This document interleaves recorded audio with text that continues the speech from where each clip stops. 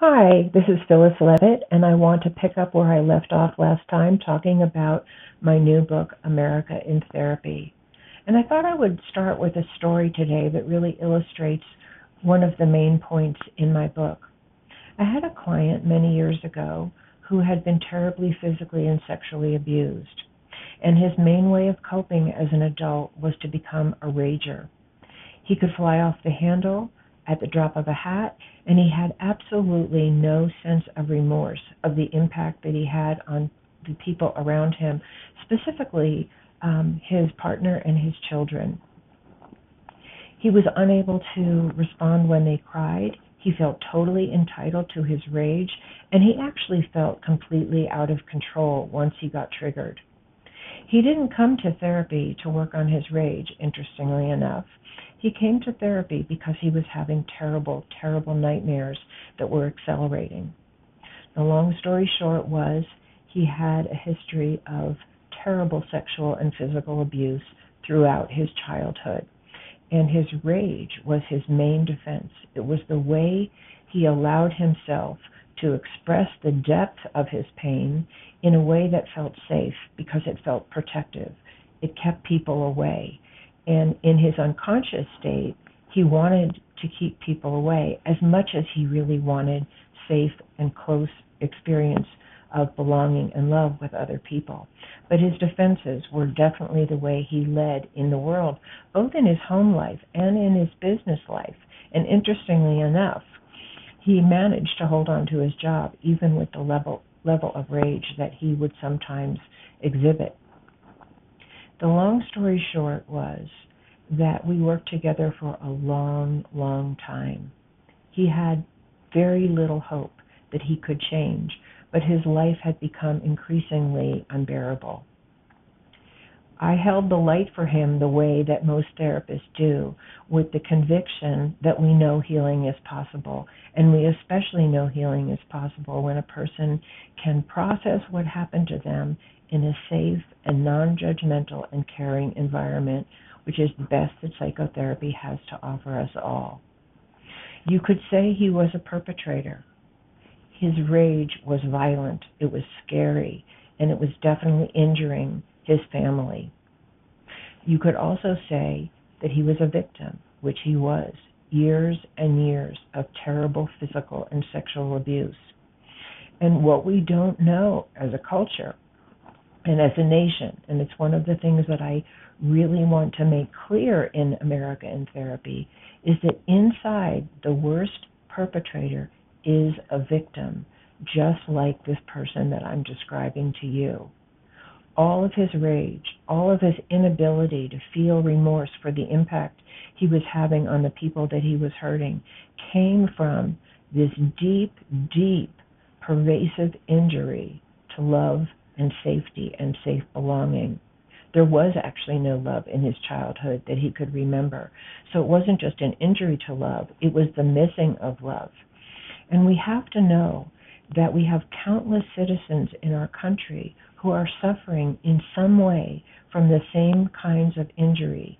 Either love was missing and absent altogether, or it was betrayed, or it was only periodic and you could never tell when it would come and go. And there was intermittent safety or no safety at all. And that the more on an institutional level we target and blame and hate other people, the more that we create symptomatic people like this man had become symptomatic with his rage. He was not physically violent, but I can tell you that many people who have sustained the kind of injuries that he had do become physically violent or sexually violent, and they're a danger to themselves and to other people. But the big gift of psychotherapy is that we know that inside these people is a victim. And the real cure for the cycles of violence that are escalating in our homes, in our communities, and in our countries, and believe me, from my many, many years as a psychotherapist, the level of emotional, physical, and sexual violence in American families today is much higher than the average person would like to know or believe, because we see this up close and personal in our offices every day with people that appear to be functioning fairly well on the outside. They're not functioning well on the inside, and sometimes they're really not functioning well in their families. So the important point is that what the world of psychology has to offer, that most other avenues of healing don't have to offer, is that we treat the victim inside the perpetrator, and that's the surest way to stop the cycle of violence. And I'll just use this man as a wonderful illustration. He actually ended up doing many years of therapy with me, which was appropriate for the level of violence he had sustained. Not everyone does years and years of therapy to get to this point. As we wound down our work together, his rages had stopped.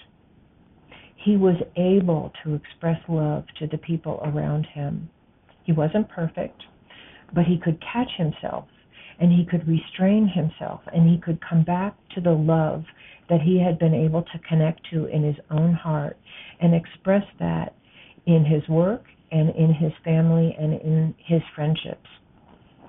He also made a profound connection within his church to a feeling of reverence and devotion that he was also able to talk about.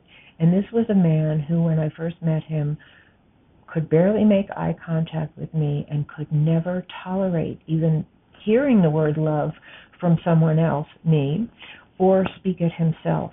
His life had changed dramatically, 180 degrees or 160 degrees turnaround in his inner world and in his outer world.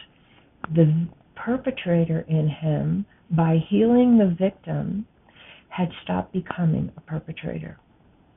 And if we look at our national functioning, we have so many perpetrators. We have escalating mass murders. We have exploitation on mass levels. We have massive injustice and discrimination. These are forms of perpetration. But instead of hating the haters, as so many people feel inclined to do because they don't know what else to do, can we look together through the lens of healing, of family dynamics, of what makes an abusive family and what helps heal it, and bring that to national conversation so that we could actually begin to address the roots of violence and hatred and discrimination, and ultimately the roots of war. And I'll just repeat what I said earlier in the last video, and that is that when people have a chance to heal the worst of what they've experienced and the worst of what they might have done to other people, when they have a chance to heal in a non-judgmental, supportive, skillful, and caring environment, they stop hurting other people. They stop wanting to hurt other people. They want to relate. They want to mend the fences.